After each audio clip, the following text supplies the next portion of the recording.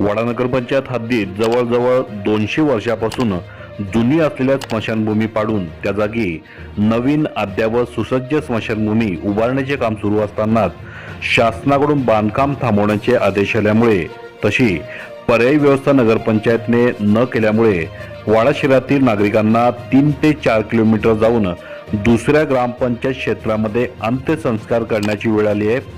या परिस्थितीवर मार्ग काढण्यासाठी आज वाडा शहरातील ग्रामस्थ गावदेवी मंदिरामध्ये एकवटल्याचे समोर आलेले आहे।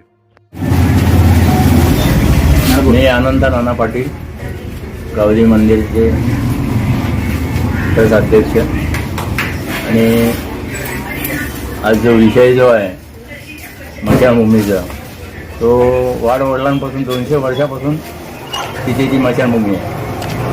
तिला आज काही शासनाने नोटिसी देऊन बंद केलेलं आहे बांधकाम।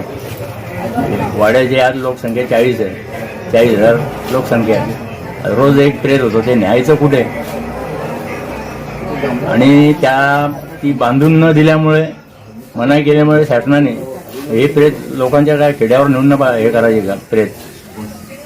तिथे आज देवस्थान वाडवडिलांपासून आहे, पहिल्यापासून ती एक जुनी इमारत होती, ती तोडली गेली।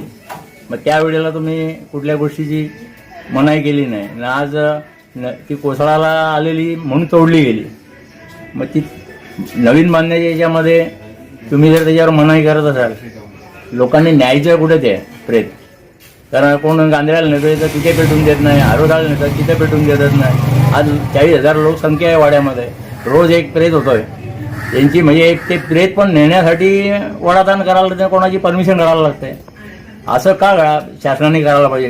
ते तातडीने ते बांधून द्या, तोडले ती काहीतरी पर्याय तर काढून द्या। आज बाजूला ज्या स्मशानभूमी आहेत तिथे पण त्यांचं एक सर्टिफिकेट एक लागते, पावती पाडायला लागते, तेव्हा तिथे पेटवायला हे करतात। म्हणजे परमिशन काढण्यासाठी मेलेल्या माणसाचं पण परमिशन काढायचं का? नाना, आज जी मीटिंग झालेली आहे आपल्या गावदेवी मंदिरामध्ये, त्या मीटिंग झालेल्या आपण काय आव्हान करतात? आव्हान म्हणजे सर्वात जास्त वाड्याच्या लोकसंख्येने नगरपंचायतमध्ये, ग्रामपंचायतमध्ये इथे जमावं गणेश मैदानच्या ग्राउंडवर सोमवारी। ही सर्वांना विनंती। कसं आहे, सर्वांना त्याची गरज आहे। एक गावकी म्हणून हा प्रश्न आहे, कुठल्या पक्षाचा नाही, कुठल्या जाती भेदचा नाही आहे, हे गावकीचा प्रश्न आहे। याच्यावर चांगल्या मोठ्या संख्येने उपस्थित राहावं।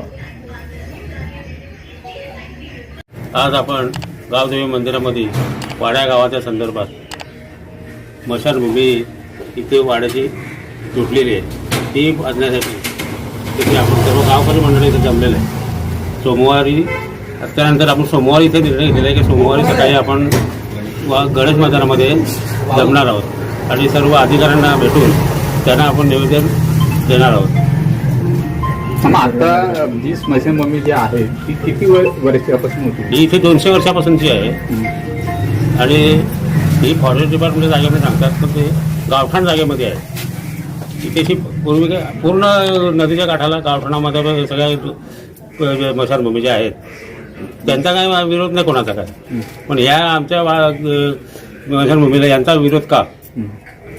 आणि आम्हाला आता दुसऱ्या गावामध्ये जाऊन ना करावं लागतं, म्हणजे वरल्याला किंवा आरोसाळा किंवा असं अजून कुठं जावं लागतं, गांधऱ्याला जावं लागतं।